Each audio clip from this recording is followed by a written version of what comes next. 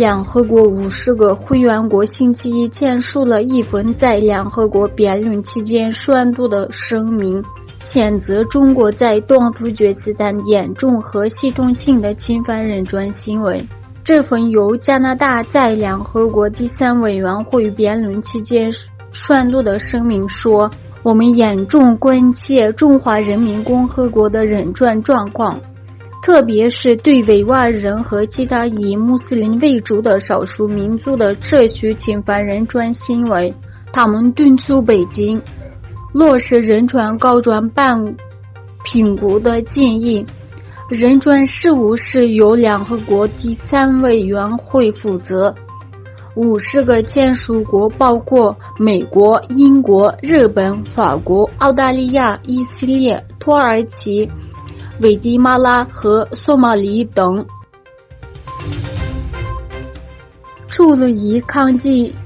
疫情为由将东突厥斯坦人民关押在所谓的隔离观察中心外，中国政权还将哈萨克牧羊人的动物驱赶到一个没有草的荒谷。10月31日，东突厥斯坦发布的短视频显示，有哈萨克牧羊人抗议中国当局没收动物，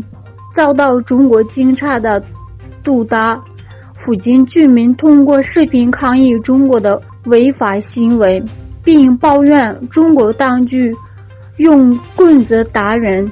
观察人士认为，中共政权在所谓的将病毒流行为零的情况下，继续对东突厥斯坦人民进行大规模屠杀。在与中国的紧张局势加剧之际，一位知情人士周一表示，美国计划向澳大利亚北部的一个空军基地部署多达6架具有核能力的 B-52轰炸机。中国外交部一位发言人在周一的行李简报会上被问及评论时说，国家间的国防和安全合作不应针对第三方。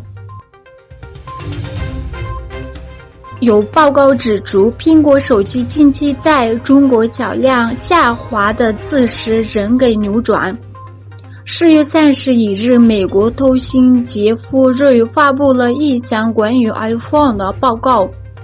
上周 iPhone 于中国市场的销售量大减 27%，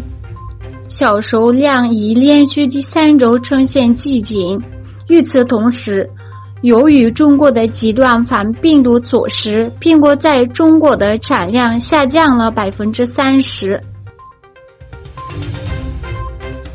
俄罗斯总统费拉基米尔·普京、阿塞拜疆总统伊利哈木·阿里耶夫和亚美尼亚总理尼基尔·帕西尼扬在索契参访会晤后接受了联合声明。阿塞拜疆和亚美尼亚同意不使用武力，在承认主权、领土完整和边界不可侵犯的基础上解决问题。